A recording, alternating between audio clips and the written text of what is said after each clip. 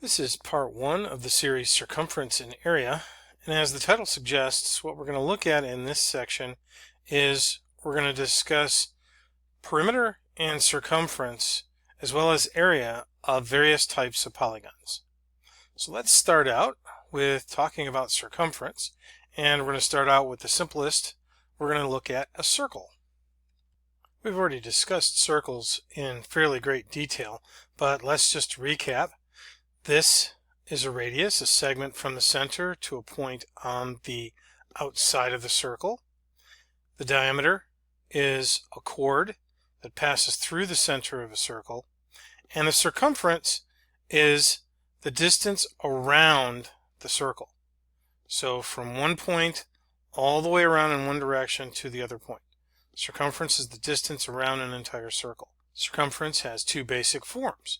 It is 2 times pi times the radius of the circle, or pi times the diameter. 2 times the radius equals the diameter. So these are just the same formula with just a slightly different form. One in terms of diameter, one in terms of radius. And you're going to be using both of those forms. And this brings us to where the number pi comes from. The number pi is simply the ratio of the circumference divided by the diameter. So if you take the circumference of a circle and divide it by the diameter, you get the number pi. So that's how these things are all related. Alright, so that's a really quick overview of circumference. Let's try and putting it into practice. Here we have a bicycle wheel that has a diameter of 18 inches. How far will the bike travel if the wheel turns 5 revolutions? Now, the idea behind this is to understand the concept that the circumference is the distance around a circle. In other words, if this circle were rotated once, it would travel horizontally the same distance as the circumference. So one revolution gives us one circumference in length. So if we want to find out how far this wheel travels in 5 revolutions, we're going to find the circumference and multiply it by 5. And that gives us the distance the wheel travels. So this gives us a basic formula that we can use to find the distance. If we want to find distance, it's equal to the circumference times revolutions. So circumference is 2 pi r, or in this case we have diameter, so let's call this pi d, times revolutions. And pi d is 18 times revolutions, which is 5, which is 282.7 inches. These should be equal signs here. Alright, so that's a basic example. Let's look at one more example. This problem looks like a two-part problem. First part says, what is the circumference of a pool that has a diameter of 24 feet? Well, we know circumference is pi d, pi times diameter. So that's pi times 24, and that's 24 feet. And that comes out to approximately 75.4 feet. So this is the distance around the pool. Now let's take a look at part B. In part B, looks like we're working backwards. It says, what is the radius of a circular patio that has a circumference of 48 feet? Well, in this case, we're going to use the circumference form that has radius. So circumference is 2 pi r. And we have a circumference of 48 feet. So 48 equals 2 pi r. So we're solving for the radius, so that means we have to divide by 2 pi. So 48 divided by 2 pi equals r. Now it's kind of important here, if you're going to be using your calculator, you need to make sure that you use parentheses to surround the 2 and the pi. Because what will happen is you'll type in 48 divided by 2, and then it'll multiply that by pi if you don't have these parentheses. So just as a quick little note there, that's what you'd have to do. So our radius then is going to be approximately equal to 7.6 feet. All right, well, there's a basic overview of circumference. Let's move on to a concept that's related to circumference, and that's called arc length. Now, we've seen arcs of a circle quite extensively in previous sessions, but here, just to recap, is arc AB, and what we're talking about now is the length of the arc. That is the distance along the circumference from one endpoint to the other endpoint of the arc. I'm going to use some abbreviations in here. AL stands for arc length, and CA stands for central angle. So this central angle sweeps out that arc, and it's intercepted by these two radii, if you recall from our section on circles. Now, the way we state the length of an arc is we would say length of arc AB or arc length of arc AB. Either way, these two are referring to the length of this arc. There's no specific symbol for arc length, but this is how you would represent it in geometric terms or in English. Now, if we were actually looking for this, there's actually going to be a proportional relationship set up here. So let's take a look at that. Now, the relationship is a part-to-whole relationship. This arc length is part of the entire circumference. So you have arc length is to circumference, and that arc is swept out by a central angle. That central angle is part of the whole number of degrees that make up a circle, 360. So the ratio there is central angle to 360. So the proportion that gives us arc length is to circumference as central angle is to 360.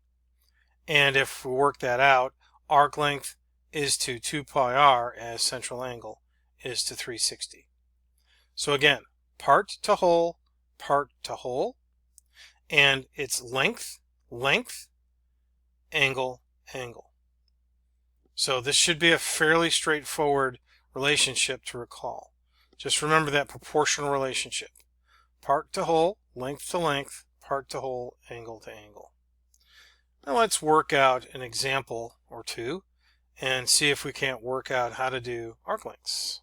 In this first problem, we're looking for the length of arc AB. We're given a radius of 6 and a central angle of 42. So let's begin by writing down our proportion. We know that arc length is to circumference as central angle is to 360. Now let's go ahead and fill in what we know. We're looking for arc length, so that's going to stay put. Circumference. Well, we're given a radius, so we're going to use the 2 pi r form of circumference as central angle. Central angle is 42 is to 360. Now we have to solve algebraically for arc length, so I'm going to multiply both sides by 2 pi r. Multiply by 2 pi r. So this cancels this out, and what we're left with is arc length equals 42 times 2 pi 6, because 6 is our radius, divided by 360. We put that in our calculator, and we get approximately 4.4. So that's a basic way to find arc length, and it's really more algebra than it is anything else. Just recall the basic proportion, plug in your values, and solve. Well, let's try another one. In this problem, we're looking for the measure of angle PCQ. Angle PCQ happens to be the central angle. So we're given a different set of information, and we're looking for a different final value, but it's still an arc length problem. And the reason we know it's an arc length problem, other than the fact that we have the words arc length up here, let's assume that you didn't have this lettering up here, you would know it's an arc length problem because they gave us an arc length right here of 24 inches. So now a key point here before we begin is you always want to check to see what you're dealing with. We know that the radius is 8, and if we look at the circumference of this thing, and we would get 2 times pi times 8. So that would be 16 times 3, which is going to be somewhere around 50-ish inches. So if you're given an arc length that's bigger than what your actual circumference is, something's wrong someplace. So that can give you a little second check, a sanity check on whether there's an issue with the problem. In this case, we look like we're okay. That angle looks like it's going to be a pretty big angle, so everything looks like it's all right. Let's go ahead and start working this out. First thing is we write down the arc length proportion. So arc length is to circumference as central angle is to 360. We're given the arc length of 24, so 24 is 2. The circumference is 2 pi times the radius is 8. 2 pi 8. And again, I want to be careful about putting, if you have multiple terms in a denominator, you got to make sure that they're in parentheses, or else your calculator will get all messed up. Equals central angle, that's what we're looking for, divided by 360. Now this problem algebraically is fairly simple. That's all we have to do is undo this division by 360 to solve for central angle. So we multiply by 360, those go away, multiply by 360, and we put this in our calculator, and we get central angle is approximately 171.9 degrees. And that looks about right. That one's almost a straight angle, but not quite. All right, let's work through one more example. In this problem, we're looking for the radius of circle P. We're given the arc length, and we're given the central angle. So as usual, let's write our proportion. Arc length is to circumference as central angle is to 360. The arc length is 76.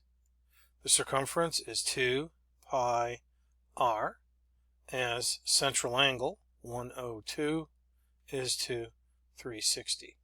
Now here we got a little bit more algebra that we have to do because we're solving for the radius. So the first thing I'm going to do is I'm going to multiply both sides by the radius. So this cancels this out, then I have to multiply this side by the radius. 76 over 2 pi equals 102r over 360. Now I have to get rid of the 102 and the 360. So the first thing, I'm going to multiply by 360. And I have 360 times 76 over 2 pi equals 102r. Now I'm going to divide by 102. 360 times 76 divided by 2 times pi times 102 equals r. We put that in our calculator and we get approximately 42.7 meters. Now again, don't forget this has to go in parentheses, and if you're confused by why this went into the denominator, when we divide both sides by 102, it's in essence multiplying by 1 over 102. So this would have been multiplied by 1 over 102. And so that multiplies it with the denominator here, so it just goes into the denominator. Basic algebraic principles there.